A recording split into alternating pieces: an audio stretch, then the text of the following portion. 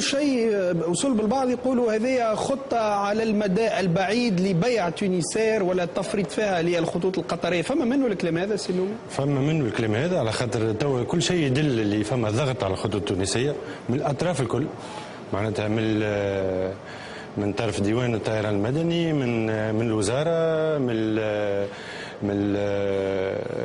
من قدرة التنافسية نتاعها، معناتها تو في الوقت الحاضر اللي انكابابل عندها زوج طيارات رئاسية تو تبيعوا اللي هما براتيكمون 300 مليار راقدين، فهمني، وهذوما الكل قاعدة تحمل فيهم الخطوط التونسية وقاعدة تقاسي تو عندها سنين من المشاكل هذوما. واليوم في بالنا الحكومة باش توقف معها كناقل وطني وباش نجموا نستثمروا ونجموا ننافسوا كما القطريه كما اير فرانس كما الشركات الموجوده الكل. شكون يعني يهدد تونسير؟ يعني الحريه الخامسه او الشركه القطريه؟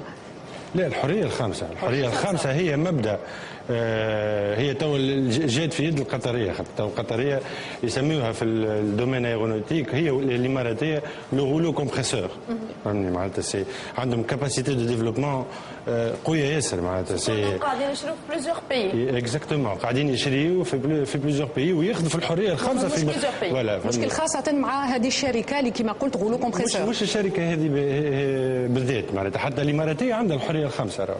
اليوم الوزير ما حكيش عليها، اما عندها الاماراتيه، وداير تو ما فهمناش علاش ما عطاش الاماراتيه وعطاها القطريه، فهمني. وبرشا بلدان طالبين الحريه الخامسه في تونس كما السعوديه كما الاردنيه ولكن الحكومه القديمه معناتها قالت لهم الا فيهم بلوكاج، معناتها قالت لهم ني با كيستيون باش نعطيكم الحريه الخامسه سوف سي ان ايشانج فيتال.